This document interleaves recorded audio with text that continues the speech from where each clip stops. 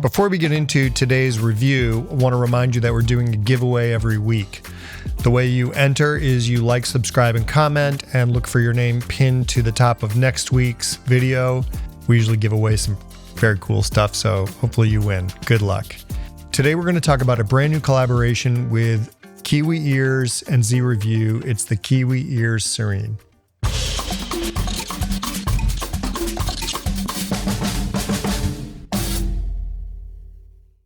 I'm sure most of you have seen a earreview video from time to time, or maybe all the time. He's a very prolific reviewer. He's been doing it a long time, and he has a style all his own. He has a lot of energy and a lot of opinions. And generally speaking, when he does a collaboration, they're somewhat polarizing. He has a sound that he likes and he sticks to it. And I appreciate that. It's a man with conviction. I would say that the Serene is a slight departure in that it is not a bass beast headphone. It's a planar magnetic closed back driver with a 72 by 89 millimeter planar magnetic driver and fairly small cups. So it is closed back, and at first glance, it looks like, especially if you take the cable off, it looks like a wireless headset. It definitely looks like something that you'd see someone wearing on the plane or walking down the street, or almost even children might wear, because the cups are quite small and the accents that aren't black are this kind of almost a lavender purple, which is Z's sort of color signature. He often does a purple accent with this sort of lilac colored inside. Let's talk about the build quality. So although the cups are relatively small, they fit over my ears quite well, just fit over my ears. They also offer a decent amount of isolation and just the right amount of clamp force, frankly. I like headbands that aren't trying to do too much, especially when it's a headset that you might take on the go. It's fairly simple. It has the right amount of padding on the top. It doesn't need much padding, frankly, because they don't weigh a whole lot. The adjustment slider is, I believe it's aluminum. I'm actually not quite sure. It's some sort of metal, but it's easy to adjust and has a very satisfying sliding feel to it. I don't know if it would get loose over time, but it's easy to adjust them so that they're in just the right place on your head and then they stay there. If you look at the side of the cup, or the front of the cup, you can see that the design is slightly offset. There's less cup side here and more cup side on the back of the headphone cup. And I believe that's to position the driver in just the right place so that it's aimed at your ear. I like the attention to detail that they've put into the design as well as the aesthetics of this headphone. They do fold flat-ish, but they don't really fold up any more than this. So, it's maybe not the most portable set, but they're reasonably portable. They do have a giant L and R on the inside, and I also appreciate that because sometimes at a glance you just want to know which is the left and which is the right, and they make it really easy to figure that out. I like the cable that the Serene comes with. It's a cloth-covered braided cable. It's got two tip ring sleeve 3.5s for the headphone end, and then a 3.5 unbalanced for the business end. This headphone doesn't come with a 4.4 balanced adapter or cable, and frankly, I don't think it needs one. It doesn't really require a whole lot of power. It's 50 ohms and a sensitivity of 102 dB. I just found it pretty easy to drive. One thing I want to talk about is the box. I remember the Eris, I think it was, which was the Harmonic Dyne earreview collaboration, and he had a quote on it. It was the bass violence bass. I can't remember, which I actually found out was from that anime TV show that everyone's going to comment about because I can't remember what it is. But I remember reading or seeing the quote on like episode 2 of this show that I really couldn't get into. earreviews likes to throw out some sort of cultural little fun tidbits, and this is no exception. He's got Japanese written on the box, and as far as I know, isn't Japanese. I think he's Greek. And Kiwi Ears is not Japanese, it's Chinese. But I did do a fun Google Translate of the words that are in Japanese on the box, and I'll put them up here while I'm talking so you can see what the translations are, or at least what Google thinks they are. It was kind of fun.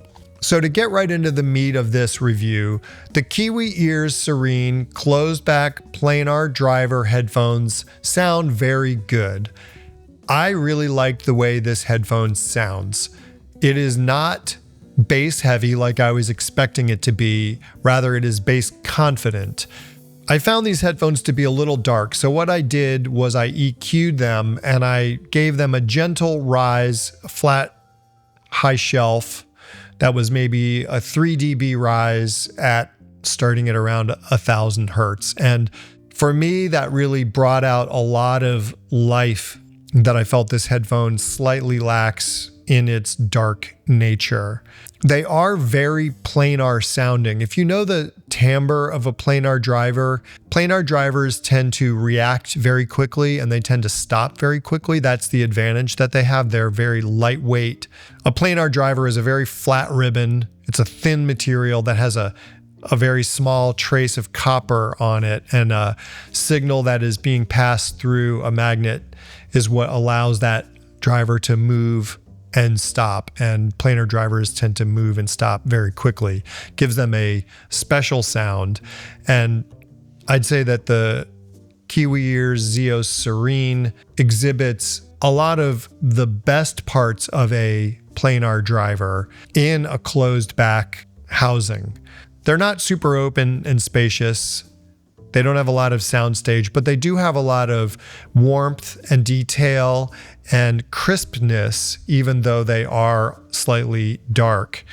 And the bass is firm and tactile, which I really like. That's something that you get from a well-executed planar driver. I also like that you could use these while you're traveling, if you're moving around the city, or you're walking around, or you're at a desk and you just don't want other people to hear your music, because they're closed back and they really do isolate quite well.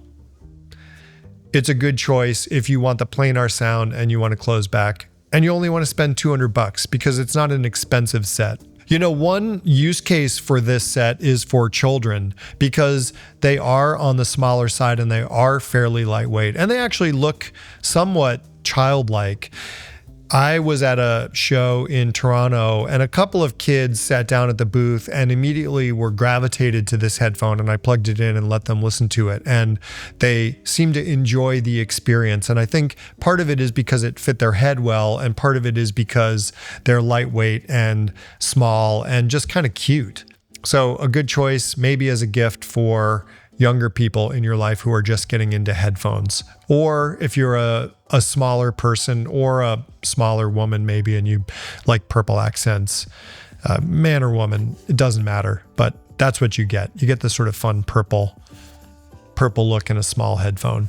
So to recap, I'd say the Kiwi Ears Zeos Serene is a great set. If you can EQ the high frequency from 1,000 hertz up, give it a little bit of a bump, or if you tend to like a darker, more mellow sound.